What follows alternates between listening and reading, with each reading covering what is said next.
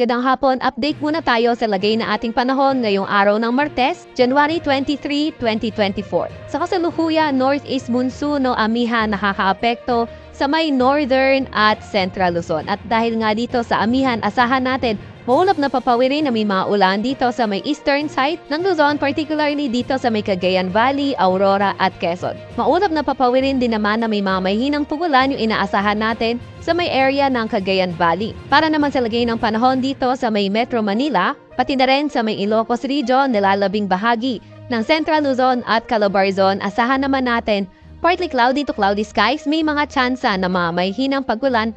At para sa nalalabing bahagi na ating bansa, partly cloudy to cloudy din yung skies natin, pero may mga tsansa na ng mga localized thunderstorms. Para sa lagay ng panahon bukas para sa Luzon area, mostly itong amihan sa may silangang bahagi pa rin ng ating bansa makakaapekto, particularly dito sa may Cagayan Valley and also sa may Aurora. Then, sa may Cordillera Administrative Region, posible naman partly cloudy skies pa rin pero may mamahinang pagulan. Dito naman sa may bandang Bicol Region, posible nga cloudy skies pero may mga tsansa na mga localized thunderstorms. Para naman sa lagay ng panahon sa Metro Manila, pati na rin dito sa nalalabing bahagi ng Luzon area, although partly cloudy to cloudy skies tayo, yung mga tsansa ng mga pulupulong mahinang pagulan ay nariyan pa rin. Agwat ang temperatura para bukas sa Metro Manila, 23 to 30 degrees Celsius, sa may Lobag naman 24 to 29 degrees Celsius, gayon din naman sa may Legazpi.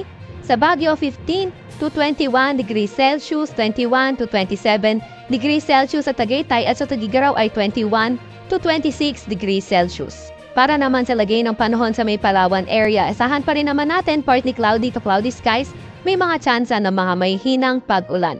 Para naman sa Kabisayaan at sa Mindanao area, may mga tsansa pa nga rin tayo ng mga localized thunderstorms, although partly cloudy to cloudy skies ina-expect natin for tomorrow. What ang temperatura sa may Puerto Princesa at Calayan Islands, 24 to 31 degrees Celsius. Sa Cebu naman at Tacloban ay 25 to 30 degrees Celsius. Sa Iloilo, 26 to 29 degrees Celsius, 24 to 32 degrees Celsius. Sa may Zamboanga at sa may Davao ay 25 to 31 degrees Celsius.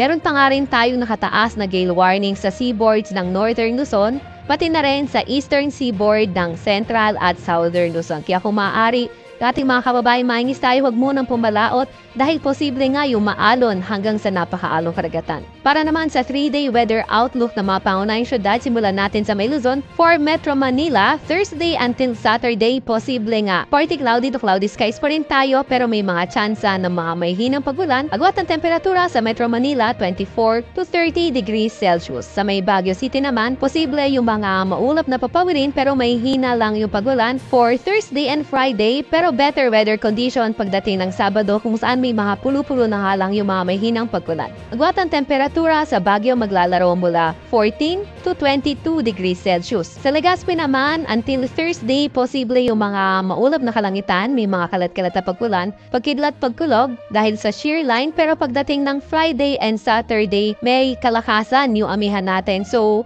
asahan naman natin partly cloudy to cloudy skies or cloudy skies with rains na sa may Legazpi area. Para naman sa Visayas area for Metro Cebu, Thursday, partly cloudy to cloudy skies pa rin tayo na may mga localized thunderstorm na pwedeng asahan. Pero pagdating ng Friday, dahil sa epekto ng shear line, pwede na maging maulan, may mga kasamang thunderstorm.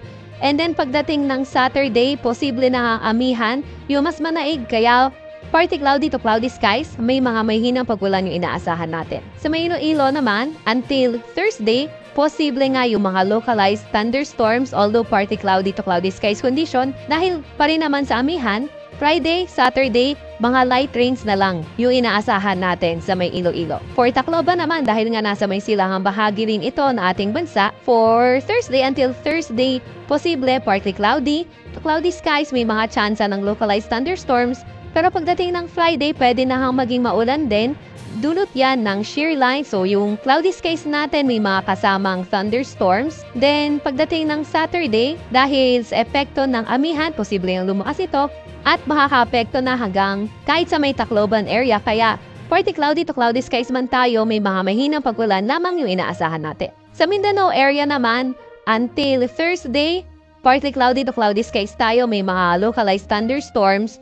Pero Friday, Saturday dahil nasa may silahang bahagi rin itong Metro Davao na ating bansa at posibleng maapektuhan ng shearline kaya inaasahan nga natin yung maulap na kalanitan Friday, Saturday may mga tsansa din ng mga kalat-kalat na pagulan, pagkidlat, pagkulog. Sa may Cagayan de Oro City naman, Thursday, Friday, asahan natin partly cloudy to cloudy skies condition, posible pa rin yung mga localized thunderstorms. Then pagdating ng Saturday, posible na nga yung mga kalat-kalat na pagulan, posible din na maulap din halos buong araw, may mga kasama ding mga thunderstorms. Sa may Zamboanga naman, Thursday, Friday, partly cloudy to cloudy skies condition, may mga chance ng localized thunderstorms, pero pagdating ng Saturday, pwede na rin maapektuhan kahit itong Zamboanga City na ating northeast monsoon o amihan kaya posible yung light rains pagdating ng Sabado.